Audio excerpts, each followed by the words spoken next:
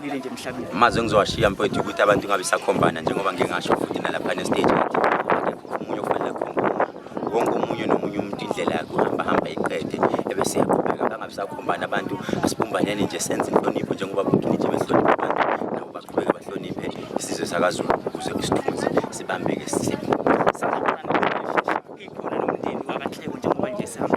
definitely sure ngeke sesibayekelele siqhubeka futhi i-relationship izoba khona ngeke size siyekele mhlawumbe